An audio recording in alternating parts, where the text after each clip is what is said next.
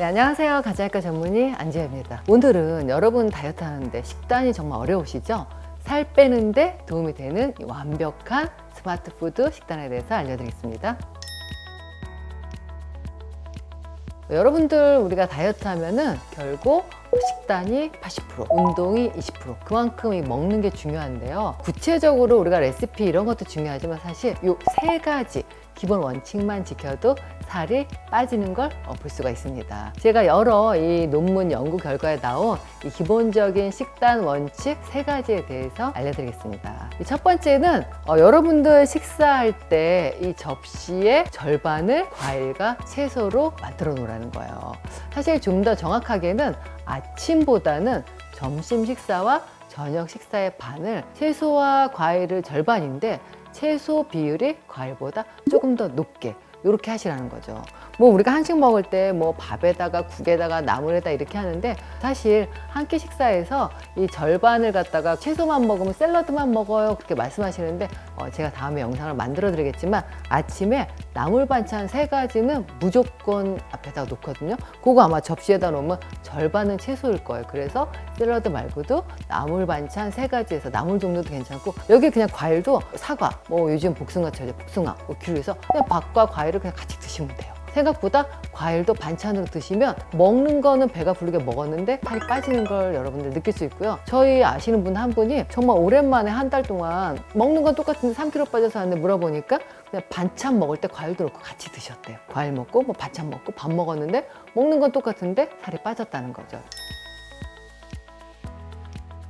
두 번째는 단백질을 아침 식단에 30분 이내에 30g 먹으라는 거예요. 아침 식단에 좀 고단백으로 30g, 그것도 자그려서 30분 이내에 드시라는 거죠. 이 단백질은 우리가 생각보다 음식에 대한 이런 갈망이라든가 또 중간에 간식 먹고 싶은 욕구를 많이 줄여줄 수가 있어요. 연구에 보면은 하루 칼로리 전체 한 25%를 단백질을 섭취하면은 우리가 음식이 뭐 배가 불러도 막 먹고 싶은 요 욕구 있잖아요. 이런 감정적 식욕도 있고 이런 것들을 60% 줄여준다 그러고 아침에 고단백 식사를 했을 뿐인데 야식에 대한 욕구도 절반으로 줄였다고 합니다. 그러니까 여러분들 아침 식사에 단백질을 보충하는 게 얼마나 중요한 식사인지 알 수가 있고요. 요 10대 소녀를 대상으로 한 연구에서 고단백 아침 식사를 했더니 하루 종일 먹는 요 간식에 대한 욕구 또 야식에 대한 욕구가 크게 줄어졌다는 거예요. 아침에 단백질을 많이 먹으면 하루 종일 먹는 섭취 칼로리는 줄이고 몸에서 쓰는 칼로리는 높여준다는 거죠. 그래서 아침 식사로 주스라든가 뭐 빵이라든가 커피 한 잔 요거보다는 아침에 차라리 오믈렛이라든가 삶은 계란, 두부, 뭐 낫또 같은 것도 괜찮고 그렇게 단백질을 섭취하다 보면은 하루 종일 똑같이 그냥 활동했을 뿐인데 신진대사도 향상시킬 수가 있습니다. 그 이유는 일단 신체는요 음식을 먹어서 소화시킬 때 에너지를 쓰는데 탄수화물이 들어가면 몸에서 한 5에서 10% 정도 우리가 열을 발생하면서 에너지를 쓰는데 지방은 0에서 3%, 단백질은 무려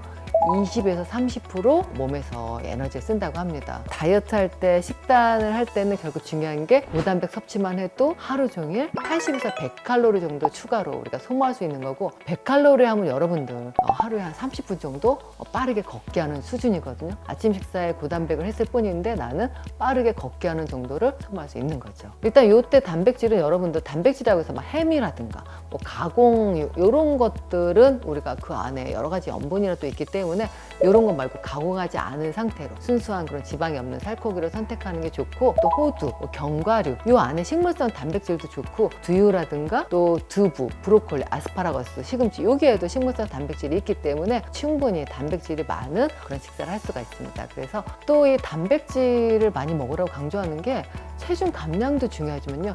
요요를 예방하는 데 도움이 될 수가 있습니다. 한 연구에서 이 단백질 섭취를 뭐 많이도 아니고 약간 증가 칼로리 한 15%에서 18%로 이 단백질을 섭취하는 양을 증가시켰더니 체중 감량 후에 체중 회복이 50% 감소했다고 합니다. 사실 우리가 빼는 것도 중요한데 감량된 체중을 우리가 1년 있다가 보면요 10명이 만약에 목표 체중 감량을 했으면 5명이 돌아가 있고 2년이 지나면 10명 중에 8명이 돌아가 있어요.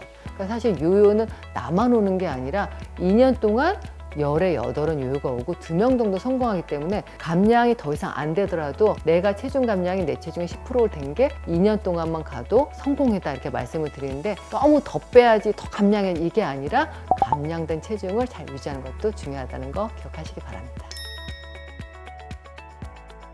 마지막 세 번째는 흰 빵과 흰 쌀과 같은 이 정제된 곡물을 잡곡빵이나 현미, 오트밀과 같은 통곡물로 대체하라는 거예요. 처음에는 조금 이렇게 지방 분해를 빠르게 하기 위해서 2주라든가 뭐 한 몇 주까지는 탄수화물 제한할 수 있겠지만 결국 우리가 탄수화물도 좋은 에너지 공급원이라 드셔야 되는데 밥 먹어도 되지만 이 백미를 현미로 바꾸고 또 통곡물로 교체해서 먹으면요 하루 30분간 빨리 걷는 것과 맞먹을 정도로 체중 감소 효과가 있다는 연구 결과가 나왔습니다. 통곡물이 다이어트에 도움이 되는 이유는 크게 두 가지인데요.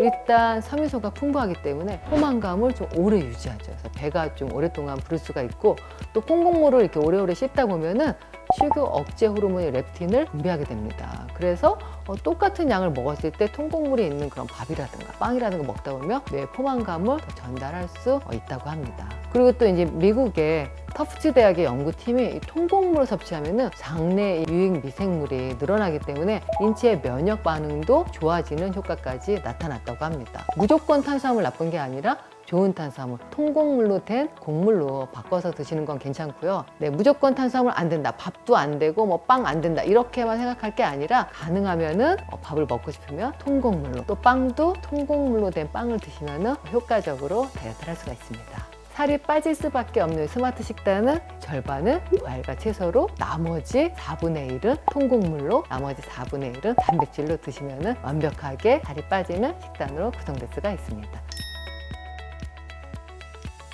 이런 식단 참고하시면서 여러분들 현명한 식단, 다이어트는 무조건 적게 먹는 것보다 스마트하게 드시면서 빠질 수 있다는 거 기억하시기 바랍니다. 감사합니다.